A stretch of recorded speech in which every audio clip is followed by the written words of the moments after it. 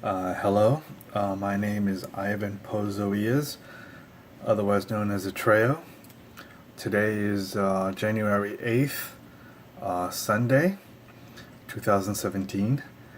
I'm an angelic oracle imagineer, basically a clairvoyant that channels angels, predominantly as a writer. And I've been doing for 21 years' time what's called the Jewels of Truth series through automatic writing. And I have 3 books published, each of them with a primary title of Jewels of Truth and with different secondary titles. Today's video will be a reading, probably for my second book, which is Jewels of Truth, The Wayfarer of the Soul, that was published in 2011. And each of these books are written in an A to Z format. I write what I call statements. I do not write in chapter form. And I've done close to 2,400 of these statements in these 21 years. I have published in my 3 books 1,095 of them, because each book has 365 statements. Sort of like one for each day of the year sort of thing. This is what the second book looks like.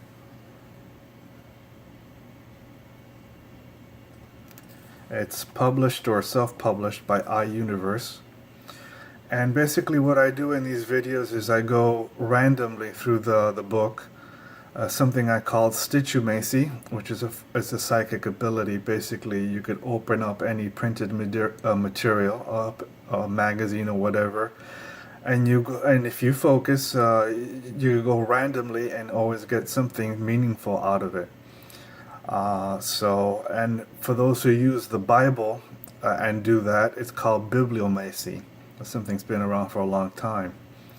So I'll try to do the stitchumacy as I go randomly through my book and reading. I may do 3 to 5 statements, so let me get started. Okay, we're on page 28 of the paperback. The topic is on consequences. This is 1 paragraph long. Okay. It reads as this: for those who adamantly state they do not care about the feelings and well-being for themselves or that of others, shall be met with full force by the consequences of their actions, to be felt entirely with the salt of pain placed on a wounded heart. By not seeking understanding and consideration in relief of such suffering, they are thrust into a vicious loop, where only mercy and compassion will be the powers that can preserve them from their awful conduct to themselves or others. So some of these are short.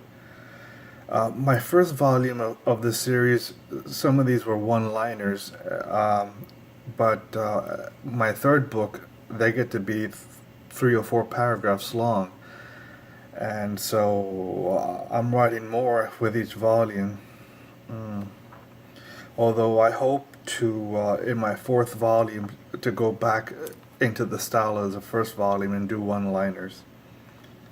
Okay, here I'm on page 90 on the topic of leadership. Top of the page. Denying what you do not know as a person to be a fact or a truth is the greatest disservice one can do to oneself and within an organization in terms of leadership. Lives and endeavors can easily perish under the weight of such hubris. If one encounters resistance, even in the face of common sense, then be wary that you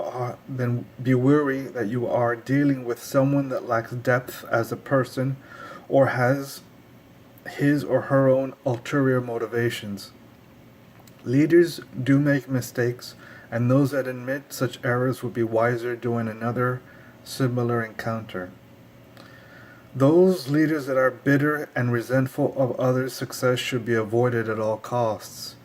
Follow those that are worthy with both experience and wisdom. Allow the pretenders to vanish, for all they bring is confusion and deception. Know your facts and the truth of the reason of your endeavor. Then you will succeed where your preparation and execution is well deserved amongst all others. Let me see. Page 40, on the topic of divine order, and this is another paragraph. One paragraph. Where there is symmetry, there is beauty, whether it be of one order or another of scale. Its harmony transcends limitations imposed on it by others, who lacks a full comprehension of its subtleties and graces. The function of a system full of symmetry does not distinguish between friend or foe, since both are one and inclusive to the other in the grand scale of life. Amen. Let's see something else. Okay, what topic is this? Okay, I'm on the topic of Dharma, page 36 and 37. Starts at the bottom of the page of 36. This would be 3 paragraphs long. So, those who can marry their work with their joyful pastime are being truest to themselves, by allowing grace and good fortune to flood into their livelihood. This is the path of the wise and creative person who can spin wool into gold of the soul. It is a passion of the heart come alive indeed. A passion as a vocation that is not tied to any one person, by means of a sanctified service from the heart and mind. Amen. Okay, that was 1 paragraph actually. Okay, I'll just continue to the next one. Since I said 3 paragraphs, I'll give you 3 paragraphs. Still same topic of Dharma, which is basically the Buddhist term of your vocation as your passion, for those who do not know that. For those who know in reincarnation, suspect rightly so, they can follow their inner obligation for this life, or cast it away like trash to be forgotten. Those that choose by benevolence to follow their inner Dharma will not be dismayed, nor will they suffer hardships that are cruel. Those who are acting upon their obligation by sacred purpose for this life will be honored in return by writing upon their hearts and minds their purpose by grace. It is always a willing companion to unite one's love with their truest love. Companion to unite one's purpose with their truest love. Got a little bit backwards there. By an unconditional love with a sacred intention that cannot be forsaken in one's divine mission for each lifetime. It is a marriage of hearts and minds, all focused on the singularity of ultimate creation, to beget more natural and uplifting well-being for all concerned. Be well, and know your wishes and desires will be purified with the absolute love of Goddess, and by Goddess I mean the male and female aspect of the Creator God, in a remarkable display of glory for all that is good and holy. Amen. Okay.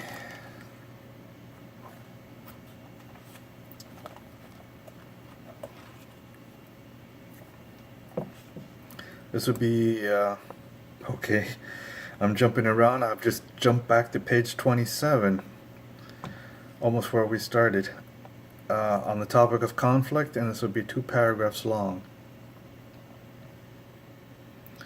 When speaking the truth to someone who cannot accept it, nor believe you personally, then such a person is beyond the scope to be reasoned with at all. Not even a neurotic lie will assail them to alter their own personal thinking within that encounter. All they will see and hear is what they wish to within their own warped sensibilities. It is best to distance yourself from such a disinterested individual if at all possible. Otherwise you may endanger your own peace of mind or the well-being of others yet still in your surroundings. Just move along your way without them for the best outcome to be achieved in its entirety. And I'll just do one more.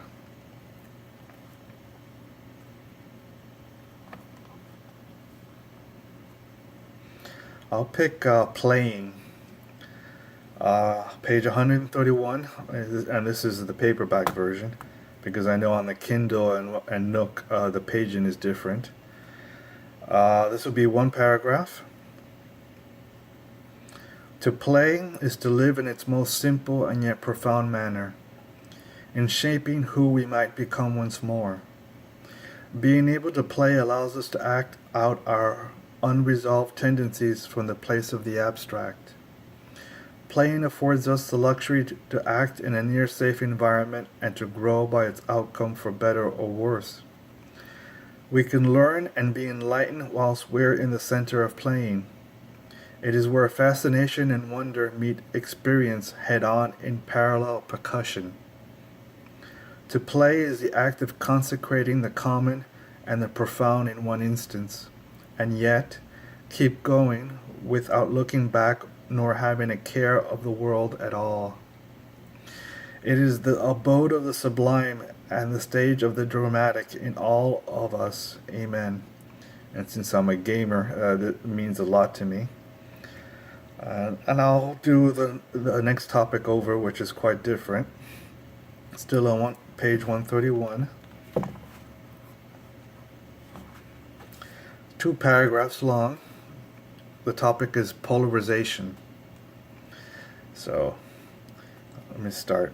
When a society is divided from itself by divisive ideologies, lo and behold, its own undoing is at hand, inviting an atmosphere of polarizing behavior that becomes uncivilized and hateful, where only the fundamentalist view is the true view by those who have become distorted in rhetoric.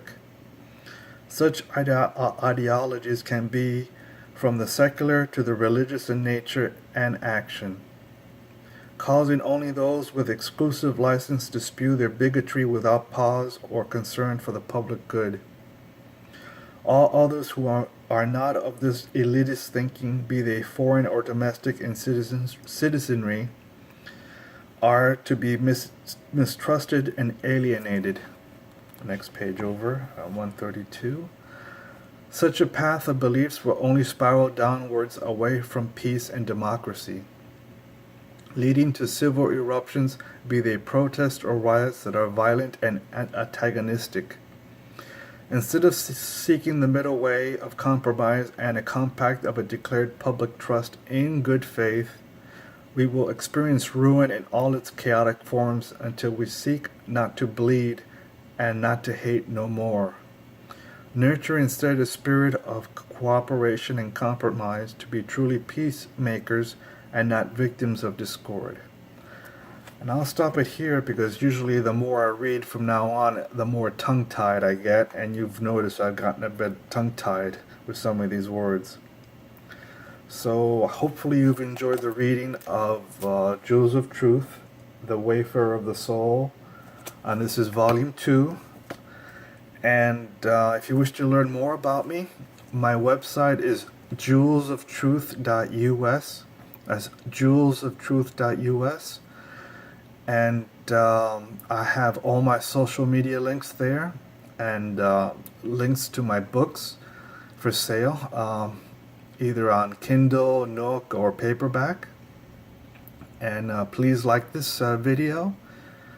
And also please subscribe to the YouTube channel. I would appreciate it. So, and have a good day. Bye-bye.